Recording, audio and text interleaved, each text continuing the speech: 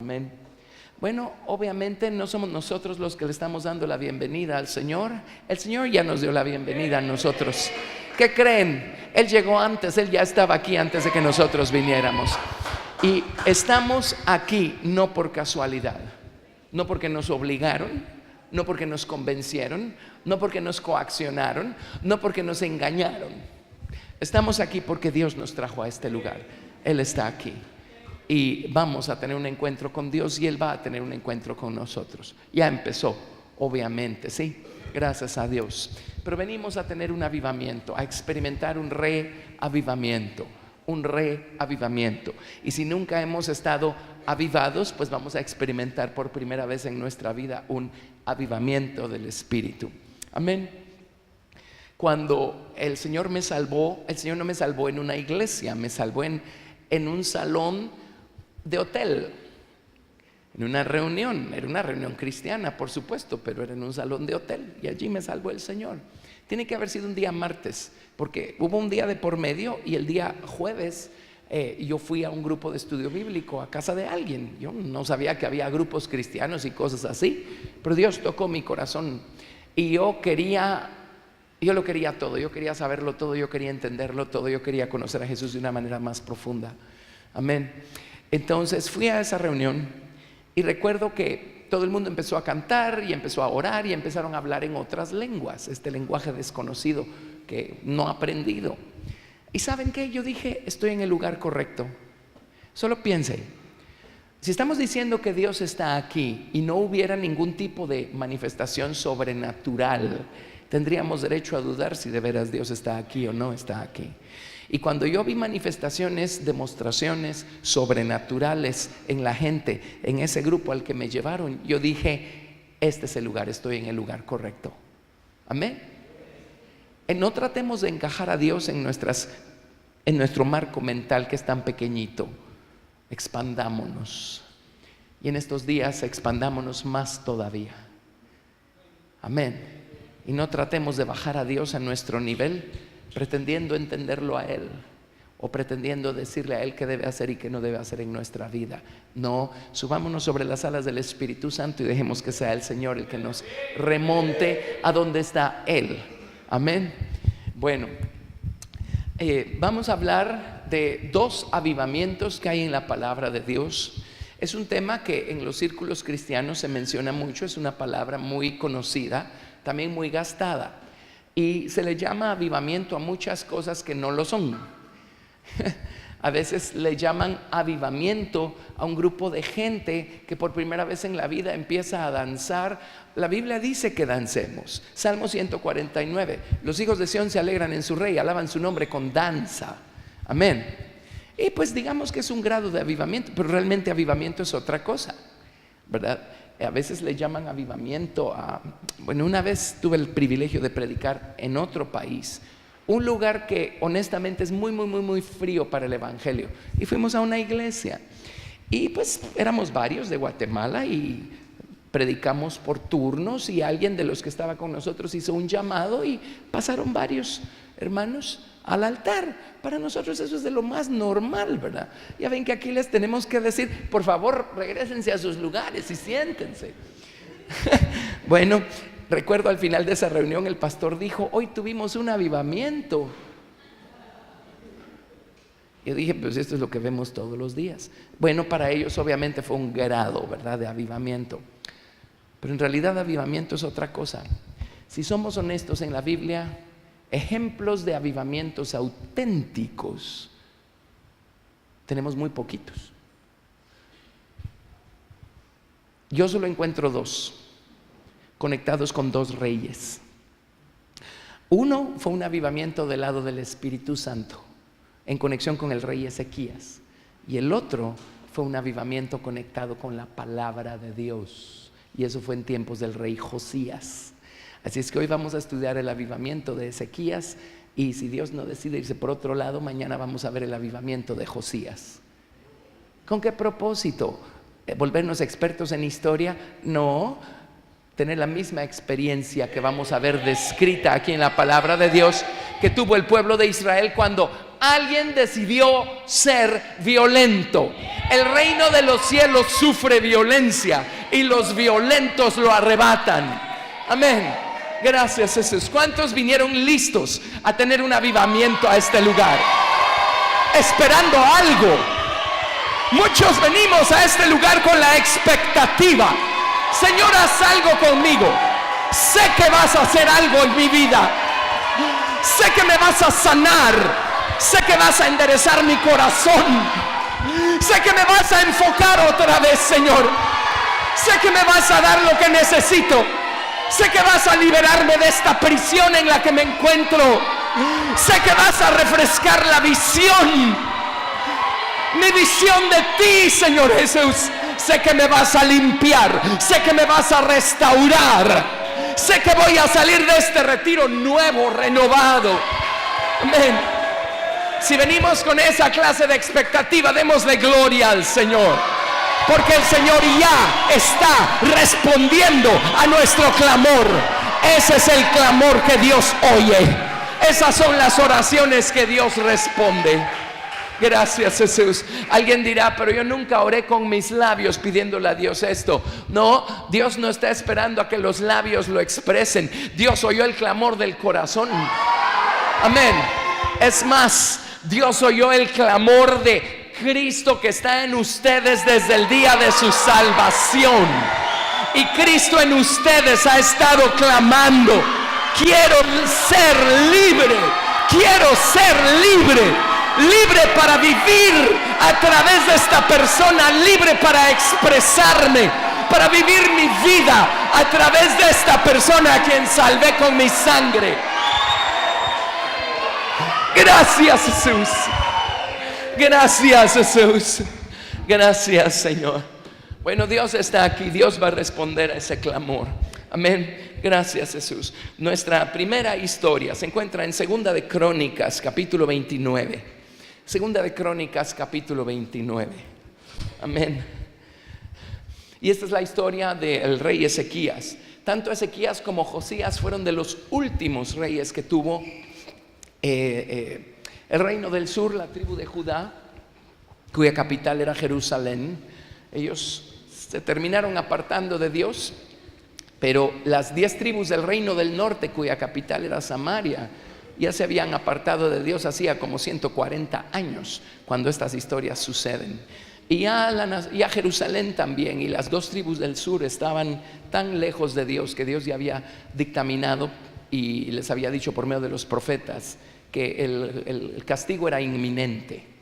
Y aún estos avivamientos que hubo en tiempos de Ezequías y en tiempos de Josías no cambiaron en nada el dictamen o el veredicto que Dios había dado acerca del pueblo de Israel.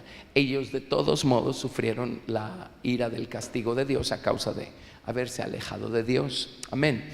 Así es que déjenme decirles cómo funciona. El que Dios nos avive a nosotros no quiere decir que este mundo no va camino a una gran tribulación. Y cualquier avivamiento que Dios produzca en estos últimos tiempos no van a cambiar en nada lo que Dios ha dictaminado para este planeta. Amén. Sí, hay mucha enseñanza y mucha gente que dice va a haber un avivamiento y entonces Dios ya no va a castigar el mundo. Bueno, entonces ¿para qué escribió todo lo que escribió de las cosas que va a hacer, verdad? Amén. Pero lo que queremos es que el Señor nos avive a nosotros de manera personal.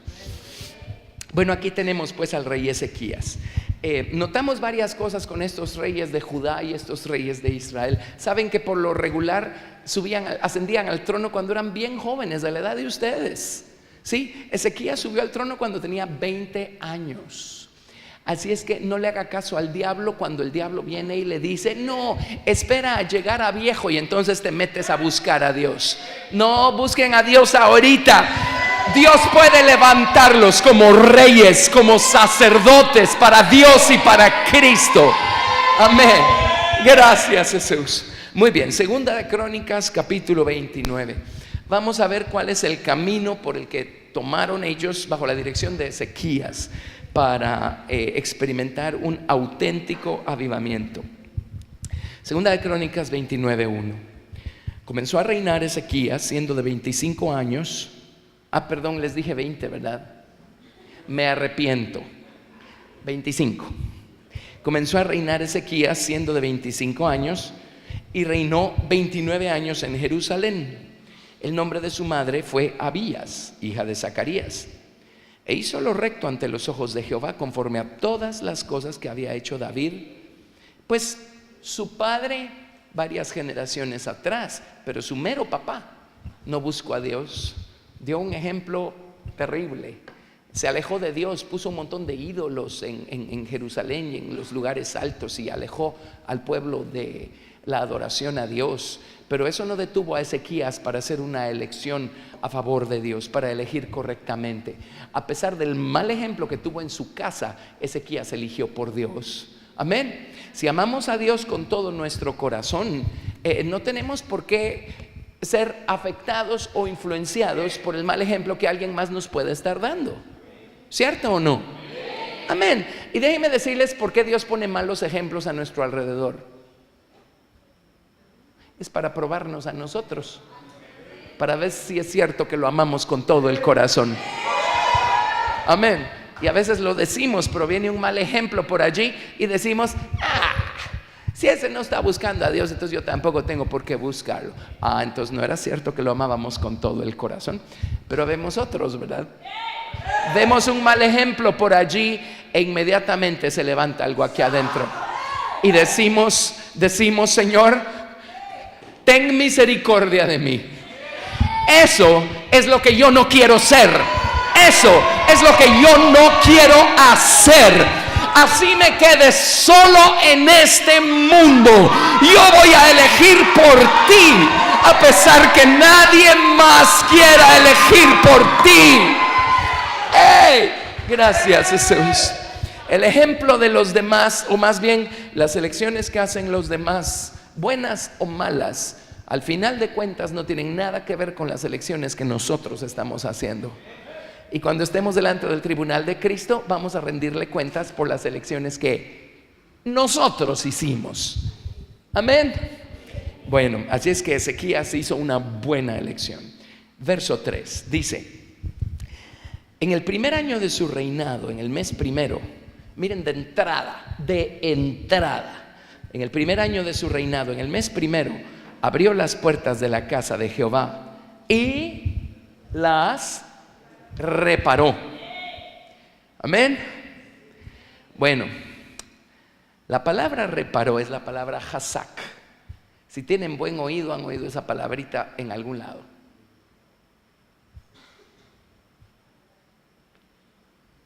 ¿Qué pasó con su hebreo?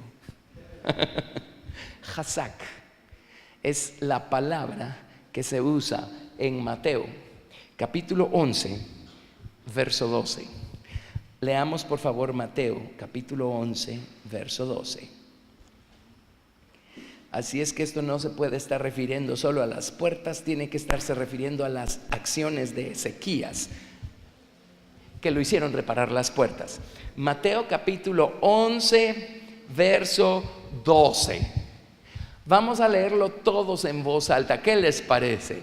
¿Tienen sus Biblias abiertas en Mateo 11, 12? Muy bien, ¿están listos? A todo pulmón, vamos. Desde los días de Juan el Bautista hasta ahora, el reino de los cielos sufre violencia y los violentos lo arrebatan. La palabra hazak es la palabra violentos. Es la misma palabra que se usa en Josué capítulo 1, cuando Dios le dice a Josué: mira que te mando que te esfuerces y seas valiente.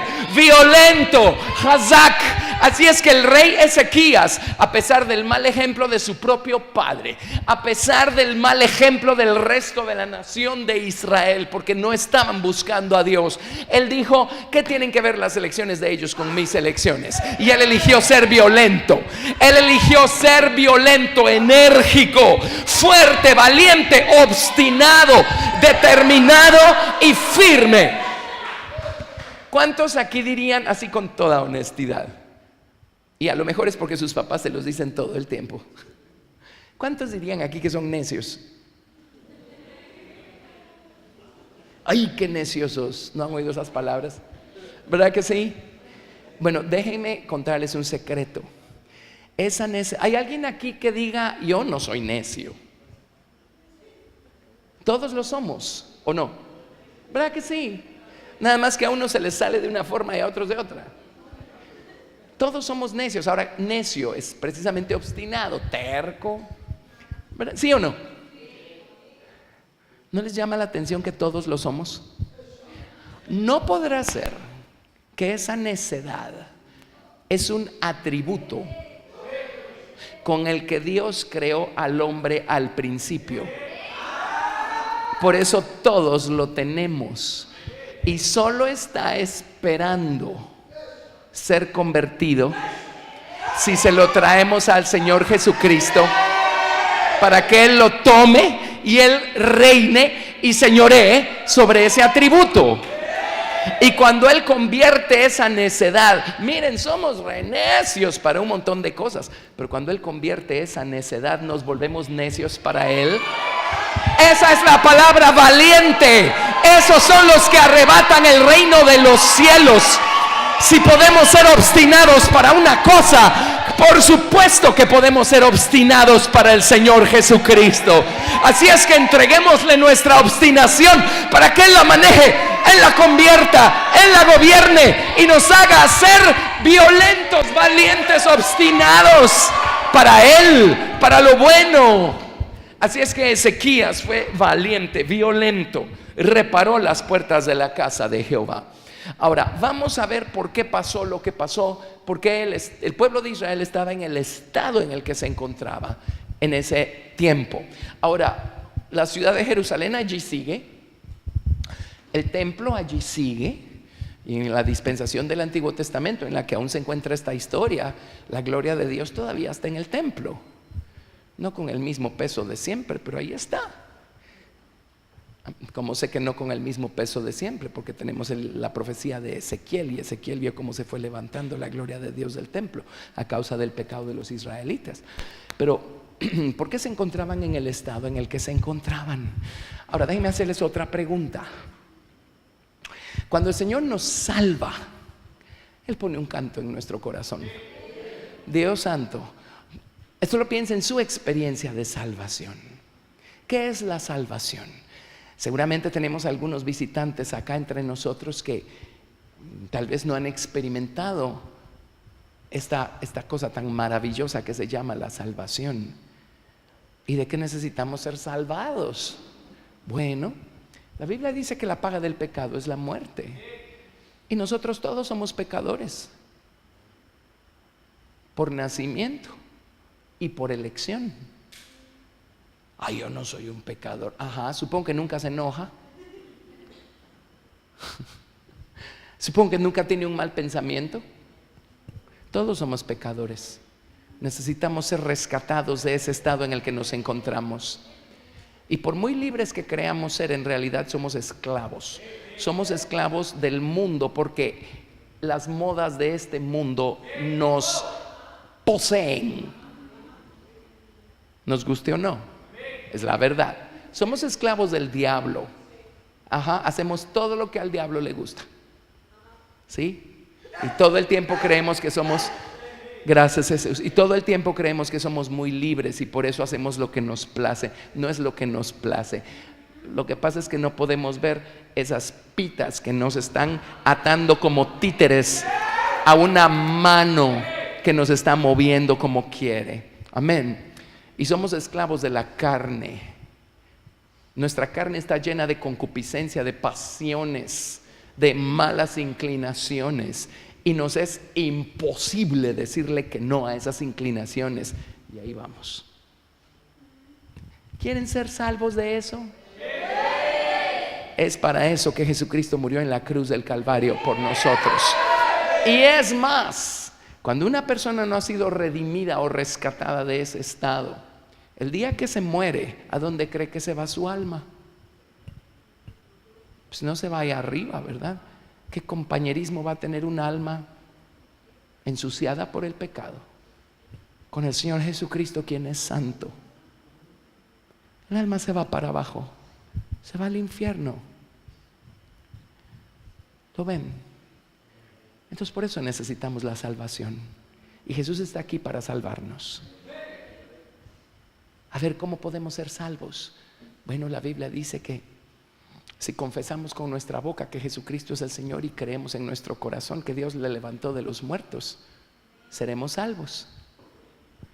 Y en el Evangelio de Juan, en el primer capítulo, dice: a todos los que le recibieron, a los que creen en su nombre, les dio potestad de ser hechos hijos de Dios, hijos por salvación. Así es que, ¿por qué no nos detenemos y empezamos por el principio y cerramos todos nuestros ojos y nos aseguramos de la salvación de todos los aquí presentes? Y si ustedes nunca le han dicho a Jesús: Jesús, sálvame, no espere a que termine el retiro. ¿Para qué? Aquí está Jesús. Cierre sus ojos y dígaselo a Jesús. Dígale: Jesús, sálvame. No importa qué trasfondo religioso tenga usted, todos necesitamos la salvación. Señor Jesús, gracias por morir en la cruz del Calvario y por derramar tu preciosa sangre para salvarme a mí. Señor, reconozco que soy pecador. Ven, límpiame con tu preciosa sangre. Límpiame de pecados. Limpia mi corazón. Señor Jesús, sé mi Salvador desde hoy y para siempre. Ven a mi corazón. Ven a vivir a mi corazón. Y además de ser mi Salvador, conviértete en mi Señor, mi amo, mi dueño. Te entrego mi vida. Te recibo en mi corazón como mi Salvador personal. Te confieso con mi boca como mi Salvador personal. Gracias por amarme. Gracias por salvarme. Gracias por venir a mi corazón. Gracias. Bendito Jesús. Amén. Amén. Podemos darle gracias a Jesús. ¡Hey! Gracias, Jesús. Gracias, Jesús. Bueno, el día de nuestra salvación, Dios pone un cántico nuevo en nuestro corazón y en nuestros labios. Alguien dirá: pero yo todavía no estoy cantando. Espérese. Es un gozo que no estaba allí, una gratitud que no estaba allí, un amor que no estaba allí, porque llegó una vida que no estaba allí. Algo empezó a nacer, algo empezó a vivir. Amén. Tenemos un canto. Yo recuerdo el día de mi salvación. Pues uno no tiene palabras para explicar lo que le pasó, pero yo sabía perfectamente bien que algo me había pasado. Y Dios puso un canto en mi corazón. Al poco tiempo, muy poco tiempo, descubrí que había tal cosa como música cristiana. Y la música me acompañó de una forma muy enfática en los primeros años de mi caminar cristiano. Bueno, también en esa época la música, si se llamaba música cristiana, es porque sí era. Muchas cosas han cambiado de entonces para acá. Amén. Digo la de verdad. Sí. Bueno, un canto. ¿Y qué creen? Una de las primeras cosas que Dios me regaló el entendimiento de esto. Fue una de las primeras cosas. Fue de cómo alabarlo. Y de ahí el famoso librito que tenemos por allí, ¿verdad? Ese pues lo revisé hace poco, pero lo escribí hace como 30 años. Por eso les digo, lo que ustedes ven hoy en la iglesia no tiene nada nuevo. Empezó antes de que ustedes nacieran. Así es que denle gracias a Dios por eso. Sí, son fundamentos sólidos. Un canto. ¿Cuántos saben de qué estoy hablando? Un canto. Amén. Pero si somos honestos, hay épocas en la vida en las que como que el canto se nos empieza ¿cierto o no?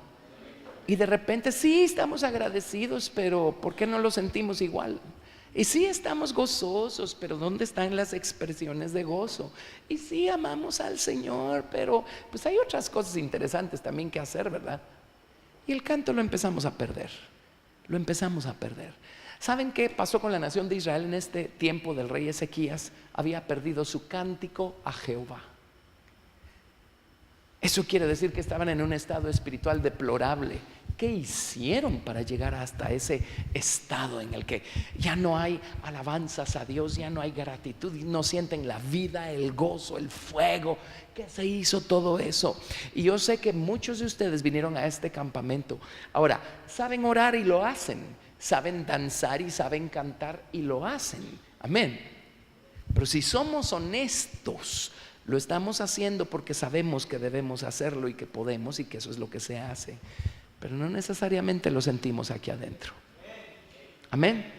Eso es lo que Dios va a restaurar en este lugar. En ustedes. En ustedes. Amén. Muy bien. O sea, uno actúa bien cuando uno está en el grupo correcto y en el ambiente correcto. Pero eso aquí todos actuamos re bien, ¿verdad? Va, pero quite al resto de la gente y quédese usted solito. Lo voy a agarrar del cuello de su camisa y lo voy a trasladar a, ¿qué tal un día viernes a las 7 de la noche? Y lo voy a poner en Cayalá.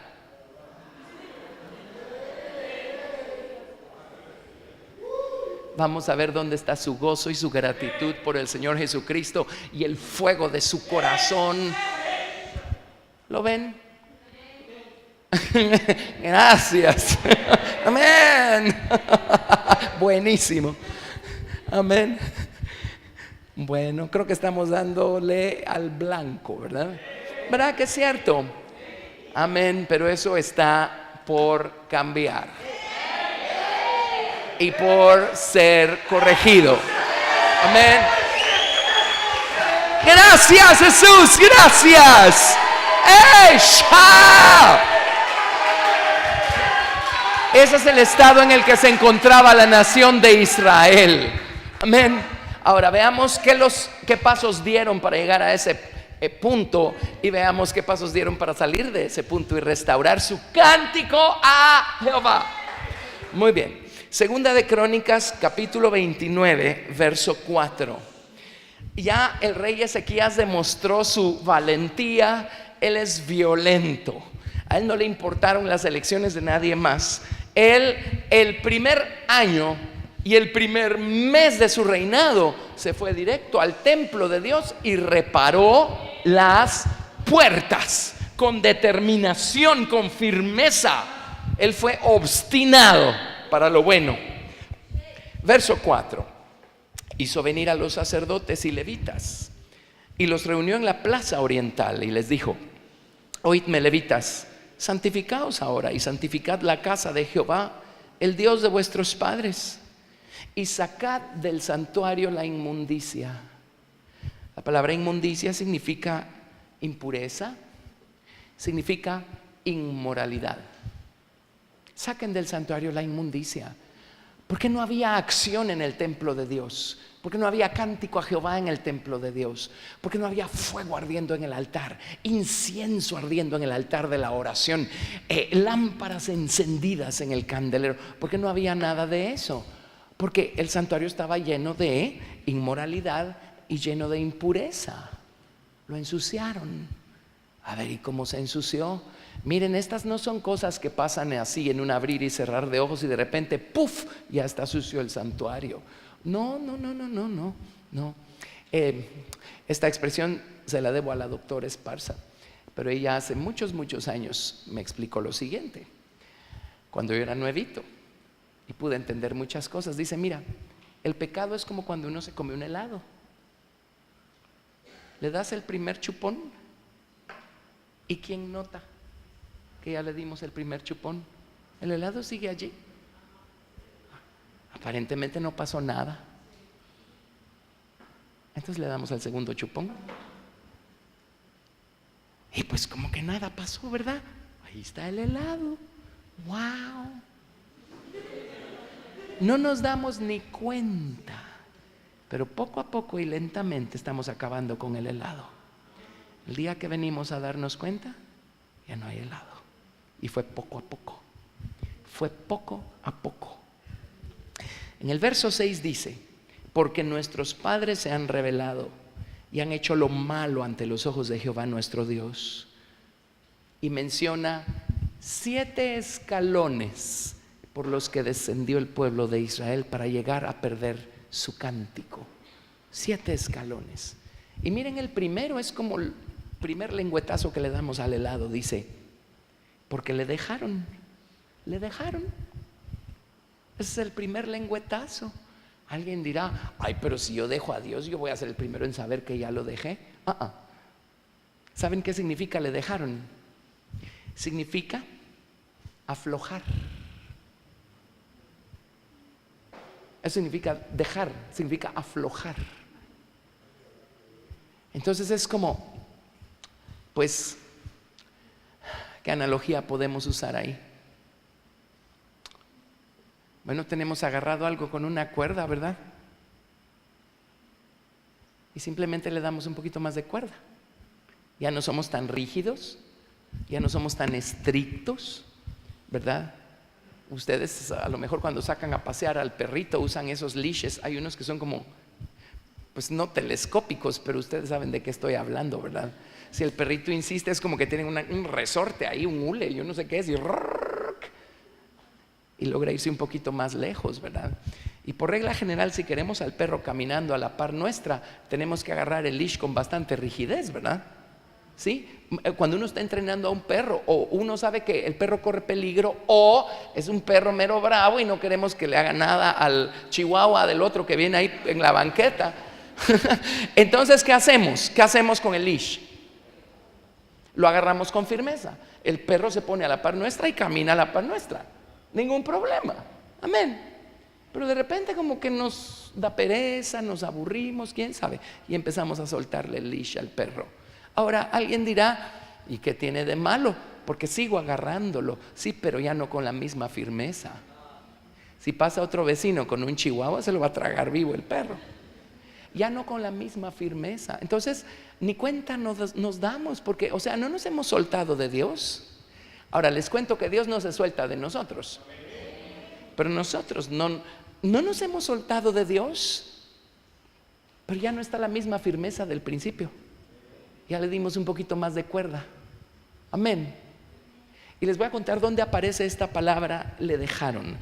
Dejar significa aflojar, significa soltar. Nos vamos, por favor, a Apocalipsis capítulo 2 y les voy a explicar dónde aparece esa mismísima palabra. En las Biblias hebreas, por supuesto. Apocalipsis capítulo 2, verso 4. Y esta es la historia de la iglesia de Éfeso, la primera de las 7 iglesias aquí en el libro de Apocalipsis. Nuevamente, el primero de los 7 escalones descendentes hasta llegar al deplorable estado de la iglesia de la Odisea. Este es el primero. ¿Y qué hizo Éfeso? Las obras seguían allí. Dios los alabó porque eran buenísimos para seguir haciendo todo lo que estaban supuestos a hacer bien. Pero de alguna manera empezaron a aflojar la cuerda en su relación con Dios. Y dice, miren, dice, verso 2 dice, yo conozco tus obras y tu arduo trabajo y paciencia, y que no puedes soportar a los malos. Wow, miren todas las obras que están haciendo. Y has probado a los que dicen ser apóstoles y no lo son, y los has hallado mentirosos. Y has sufrido, y has tenido paciencia, y has trabajado arduamente por amor de mi nombre, y no has desmayado. Cualquiera diría, eso es lo que yo quiero ser. Depende. Por fuera se veían igual que el resto, pero miren por dentro qué estaba pasando. Dice verso 4, pero tengo contra ti que has dejado tu primer amor. La palabra dejado es la mismísima palabra hebrea que estamos examinando aquí en la historia de Ezequías, cuando dice, porque le dejaron a Dios. Es la palabra hebrea, azav, Ein, Zain, Bet. Dice, le dejaron, aflojaron, soltaron. Y con cuánta sutileza nosotros podemos seguir caminando con Dios y creer que todo sigue igual, y ya no todo sigue igual, porque ya lo soltamos. Ese es el primer paso, o es el primer lengüetazo que le damos al helado. Aparentemente no pasó nada. porque pues Dios sigue allí, ¿no? Ya no igual, pero sigue allí. Entonces viene el segundo lengüetazo, o el siguiente paso descendente. Dice: apartaron sus rostros del tabernáculo de Jehová. Y la palabra apartar es la palabra sabab, significa rodear, bordear, evadir. Evadir es muy diferente a odiar, ¿verdad? Aquí nadie está diciendo que odiaban el tabernáculo y por eso no querían saber nada del templo de Dios y de la persona de Dios. No, se lo estaban evadiendo. Hey, vamos al grupo de jóvenes el sábado. Y ahí va la respuesta evasiva, ¿verdad? Vamos a la iglesia el domingo. Y ahí está la respuesta evasiva. Amén. Porque de repente hay otros intereses por allí y otras cositas.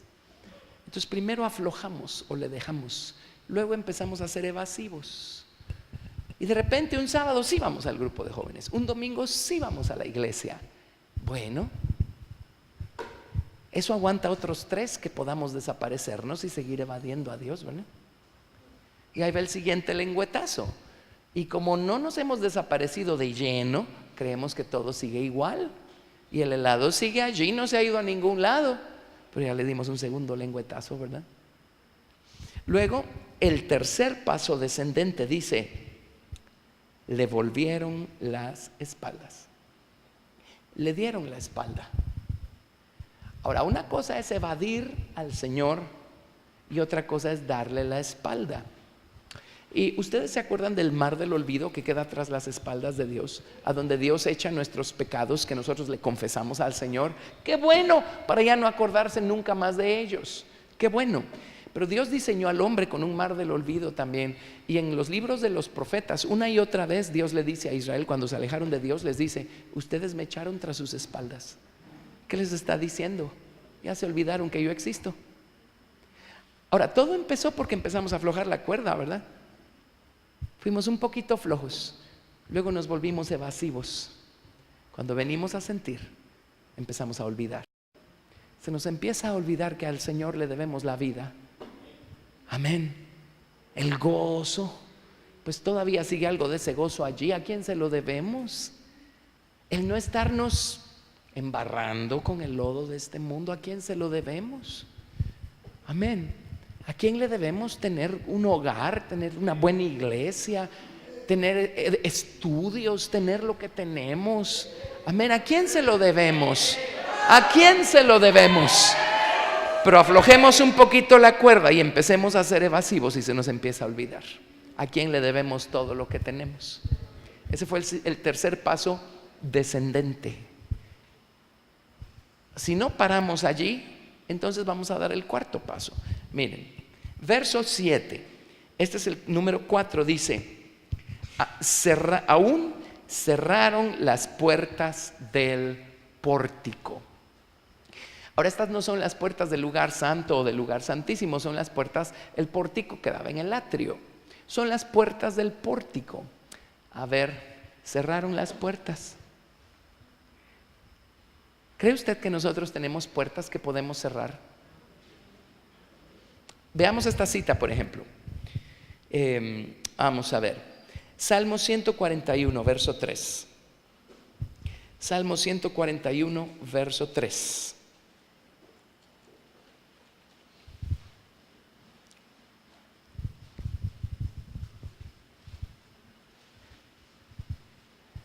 Salmo 141, ¿verdad? Bueno, siempre dejen un dedo en Segunda de Crónicas, porque ahí estamos trabajando, ¿verdad? Salmo 141, 3 dice: pon guarda a mi boca, oh Jehová, guarda la puerta de mis labios. Nuestros labios son una puerta. Y nuestros labios están conectados con uno de los 5 sentidos que tenemos, ¿verdad? El sentido del gusto. Entonces, si el sentido del gusto es una puerta, ¿qué creen con los otros sentidos? ¿Creen que la vista no es una puerta? ¿El oído es una puerta? ¿El olfato es una puerta? ¿El tacto es una puerta? Y dice: cerraron las puertas. y cerraron los ojos para no querer ver. Para no querer ver el estado en el que se encuentran. Para no querer ver al Señor porque siguen justificando sus malas elecciones. Y cierran los ojos y eligen no querer ver. Como dicen por allí, no hay peor ciego que el que no quiere ver. Los labios son una puerta. Y cerramos los labios. Y ya no hay más expresiones de alabanza, de gratitud y de adoración al Señor. Amén. Cerramos los oídos. Y no queremos saber. No queremos oír. Amén. Cerramos los afectos también. ¿Sí? A ver qué te pasa, ¿puedo ayudarte? Oh. Y cerramos esa puerta también. Amén. El olfato nos habla de la conciencia. Y cerramos esa puerta también, nuevamente, porque no queremos ser reprendidos ni redarguidos, porque pues encontramos algo que a nuestra carne le gustó, ¿verdad? Y cerramos las puertas. Ese fue el paso número 4. A ver, repasemos los pasos que llevamos ya. ¿Cuál fue el primero? Le dejaron. ¿El segundo? El segundo es, se apartaron sus rostros del tabernáculo. El tercero, le volvieron las espaldas. El cuarto, cerraron las puertas. El quinto, apagaron las lámparas. Esto nos habla de la palabra de Dios. Y la Biblia se queda cerrada llevando polvo en un rincón por allí. Pues ustedes no son tan viejitos, ¿verdad? Pero cuentan la historia de una señora mayor que llegó a visitar el pastor una vez a su casa.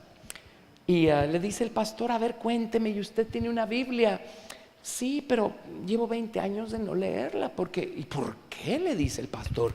Dice la señora, dice, porque pues llevo 20 años de haber perdido mis anteojos y honestamente pues soy tan pobre que nunca me mandé a hacer otro par de anteojos por no hacer el gasto, ¿verdad? Ay, caramba, dice, 20 años de no leer su Biblia y 20 años de estar sin anteojos, qué pena.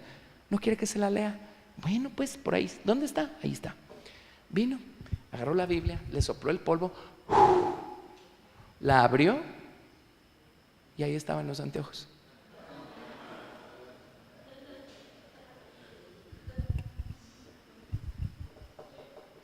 Y apagamos las lámparas. Apagamos las lámparas. La lámpara de la palabra. Y ya no leemos nuestra Biblia. Entonces ya no tenemos luz para saber si el camino por el que estamos caminando es el correcto o no. Apagamos las lámparas. Ese que pasó, ese es el quinto, ¿verdad? Ajá, sí. El sexto paso, no quemaron incienso. A ver, ¿eso qué es? La oración. La oración. Ni siquiera telegramas. Alguien dirá, ay hermano, yo no oro porque como no tengo tiempo para orar una hora. Bueno, mándele a Dios telegramas. Le prometo que Dios los lee y los responde. Por lo menos empiece por allí. Ahora no se quede con telegramas el resto de su vida tampoco, ¿verdad? Se va a morir de hambre si vive solo de telegramas. Pero ya no quemaron incienso. Entonces ya no hubo más oraciones al Señor. Ese es el sexto paso descendente. Y el séptimo, ¿qué dice? Ni sacrificaron holocausto. Espérenme que se me fue mi versículo. Aquí está. Ni sacrificaron holocausto en el santuario al Dios de Israel. Y ya no más holocausto. Holocausto significa, pues son varias cosas, pero es nuestra adoración. Es la voluntad de ir a Dios y decirle, Señor, aquí está mi vida. Yo te pertenezco. Yo soy un sacrificio vivo para ti. No, ya no hay más de eso. Ya no vivimos para Dios. Ya no actuamos para Dios. Ya no elegimos para Dios, sino que ahora somos libres, póngale unas comillas enormes a esa palabra, para hacer lo que queremos. Y ese es el estado en el que se encontraba la nación de Israel. Entonces, ¿qué pasó con su santuario? ¿Qué pasó con su santuario? Después de hacer todas estas cosas. Dice verso 8. Por tanto, la ira de Jehová ha venido sobre Judá y Jerusalén y los ha entregado a turbación, a execración y a escarnio. Esto significa ruina, burla. maltrato, como veis vosotros con vuestros ojos. He aquí que nuestros padres han caído a espada, y nuestros hijos, nuestras hijas y nuestras mujeres fueron llevados cautivos por esto. Y nosotros somos tomados cautivos también, nada más que no por caldeos, ni asirios, ni todos los que eran los enemigos de Israel, sino ¿saben quién nos toma cautivos? La serpiente antigua, Leviatán aquí adentro y el dragón aquí afuera. Amén. Dice: ahora pues yo he determinado hacer pacto con Dios, con Jehová el Dios de Israel, para que aparte de nosotros el ardor de su ira.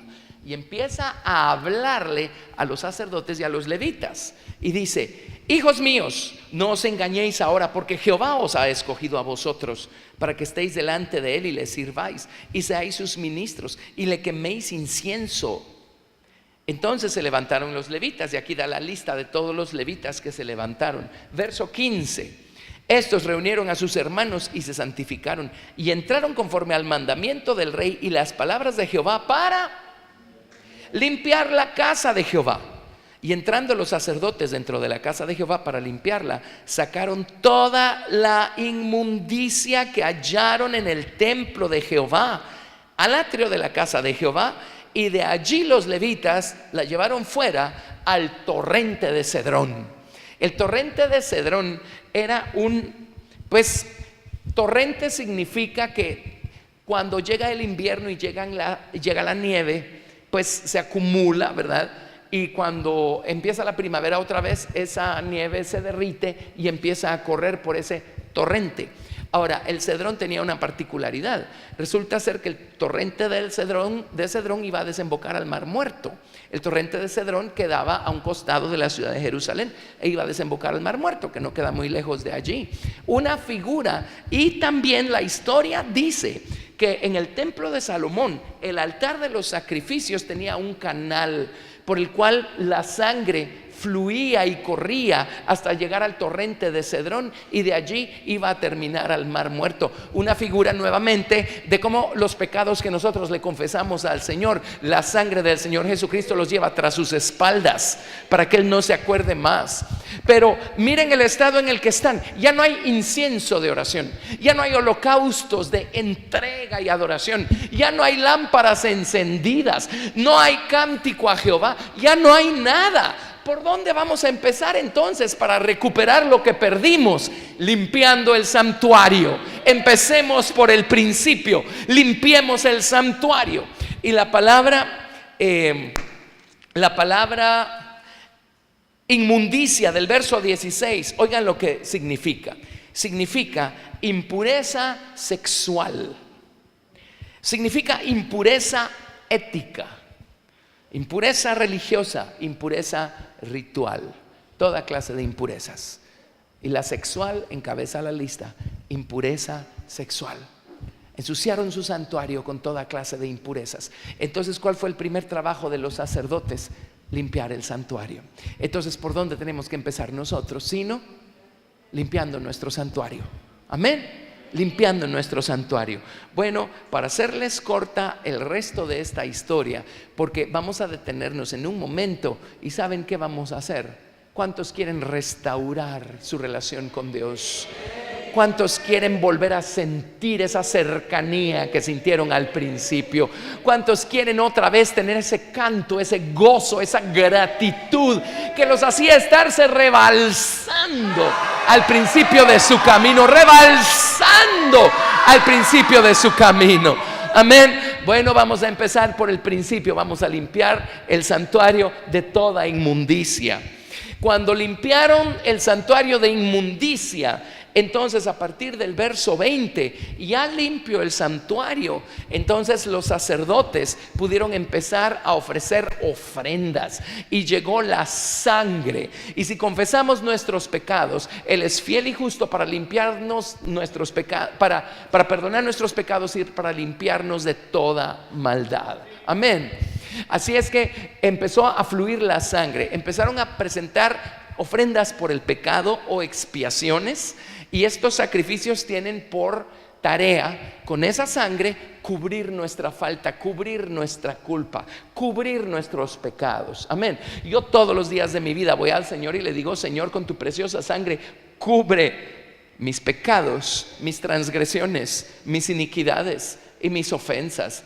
Ay, pastor, qué horror. Usted tiene que pedirle al Señor que lo limpie de pecados todos los días. Pues desde que soy un ser humano mortal, imperfecto, y desde que tengo un viejo corazón y una mente carnal, ¿cómo creen que lidio con eso? Para que eso no me tome cautivo. Gracias a Dios por la sangre preciosa del Señor Jesucristo. Empezó la sangre a fluir. Entonces, lo primero que hicieron fue expiaciones o sacrificios por el pecado, para cubrir la culpa del pueblo de Israel. Y luego lo segundo que hicieron fue presentar holocaustos. Esas son ofrendas voluntarias que representan la voluntad de uno de querer regresar a Dios y decirle: Señor, aquí vengo de regreso, aquí vengo de vuelta, aquí estoy. Pongo mi vida en el altar y me rededico a ti. Me vuelvo a dedicar a ti. Regreso a ti, Señor, aquí está mi vida. Mi vida es tuya. Amén. Hicieron esas dos clases de ofrendas. Ahora vamos a leer qué pasó. Y entonces nos vamos a cenar. Y cuando regresemos vamos a ver la tercera clase de ofrendas que presentaron. Y esa va a ser la experiencia que vamos a tener después de cena en el servicio de la noche. Amén. Muy bien, estamos en Segunda de Crónicas 29 y vamos a leer el verso 23, para resumir un poquito. Después hicieron acercar delante del rey y de la multitud los machos cabríos para la expiación, y pusieron sobre ellos sus manos, y los sacerdotes los mataron, e hicieron ofrenda de expiación con la sangre de ellos sobre el altar, para reconciliar a todo Israel, porque esas ofrendas eran para cubrir la culpa. Una vez la culpa es cubierta, una vez la deuda es cubierta, usted ya no tiene por qué sentir vergüenza con la persona a la que usted le tenía la deuda. ¿Alguna vez le han debido dinero a alguien y no le han podido pagar? Y se lo encuentran por todos lados. Van al colegio y ahí está. Van a Cayalá y ahí está. ¿Cómo se sienten? Es una vergüenza horrible. Y mientras esa deuda no quede saldada, ustedes y ellos no pueden, no hay reconciliación, porque la reconciliación llega hasta que la deuda queda cancelada. Amén. Ya no hay saldos pendientes. Nuestro pecado nos pone en deuda con Dios y por eso sentimos vergüenza. Y es un círculo vicioso. Nos sentimos tan mal de acercarnos a Dios que menos nos acercamos a Dios, más nos ensuciamos, más aumenta nuestra deuda, y es una deuda que nosotros no podemos pagar. Es una deuda moral. Amén. Pero el Señor Jesucristo derramó su sangre en la cruz del Calvario, tomando nuestro lugar para poder pagar nuestra deuda, para poder saldar nuestra cuenta y poder así quitar la vergüenza que sentimos de acercarnos a Dios y reconciliarnos una vez más con Dios, porque ya no hay deuda pendiente, ya no hay saldo pendiente, quedó pagado, quedó cancelado. Quedó cancelado. Esa es la expiación. Esa es la sangre de las ofrendas por el pecado. Por eso hicieron estas ofrendas, para reconciliar al pueblo de Israel con Dios. Amén. Luego, verso 25, ¿verdad? No, 24. Y los sacerdotes los mataron a los animalitos e hicieron ofrenda de expiación con la sangre de ellos sobre el altar, para reconciliar a todo Israel, porque por todo Israel mandó el rey a hacer el holocausto y la expiación. Ahora miren qué más hizo. Puso también levitas en la casa de Jehová con címbalos, salterios y arpas, conforme al mandamiento de David, de Gad, vidente del rey, y del profeta Natán, porque aquel mandamiento procedía de Jehová por medio de sus profetas. Y los levitas estaban con los instrumentos de David, y los sacerdotes con trompetas. Ahora, la ley era que los israelitas pusieran los sacrificios en el altar con la leña. Hasta ahí llegaba su trabajo. Ahora era trabajo de Dios el mandar fuego del cielo y encender el sacrificio. Nuestro trabajo es ir al Señor y pedirle: que con su sangre preciosa cubra nuestra deuda moral y nos reconcilie con el Padre. Y venir al Señor y decirle: Señor, como un holocausto, como una ofrenda, como un sacrificio vivo, aquí está, aquí regreso, aquí te traigo otra vez mi vida. Ese es nuestro trabajo, ese es nuestro trabajo. ¿Qué hizo Dios? Ahora eso se los vamos a probar. No ahorita, pero ¿qué hizo Dios? Obviamente vio con agrado esos sacrificios, porque el pueblo estaba regresando a Dios. ¿Y saben qué hizo? Mandó su fuego del cielo y encendió los sacrificios. Amén. Es todo lo que necesitaban, porque si el fuego se enciende en el altar de los sacrificios, va a haber fuego para encender el incienso de la oración, va a haber fuego para encender la luz del candelero, va a haber fuego para que haya vida, amor, gozo, gratitud, y se encienda otra vez un cántico nuevo en nuestros labios. Entonces, en el verso 26 dice: y los levitas estaban con los instrumentos de David y los sacerdotes con trompetas. Entonces mandó Ezequías sacrificar el holocausto en el altar. Y cuando comenzó el holocausto, porque el fuego de Dios descendió, comenzó también el cántico de Jehová. Regresó el fuego, regresó el cántico. Regresó el fuego, regresó la vida, regresó el gozo, regresó la gratitud, regresó el amor. Regresó. Todo porque limpiaron el santuario y todo porque la sangre empezó a fluir cubriendo su culpa. Amén. Amén, ¿lo ven? Regresó el cántico, recuperaron su cántico. Y bueno, después seguimos con la historia, pero ¿por qué no nos detenemos aquí y buscamos al Señor para que regrese el fuego y para que regrese ese cántico? Ay, hermano, pero si el fuego ha estado aquí desde que empezamos a orar, sí, de manera colectiva, pero ¿qué tal de manera individual? ¿Qué tal usted el viernes a las 7 de la noche en Cayalá? Allí necesita el fuego. Amén. Bueno, así es que pongamos nuestras Biblias y nuestras cosas en nuestros asientos. Gracias, Jesús. Gracias, Señor Jesús. Gracias, Señor Jesús. Y vamos a orar. Vamos a orar.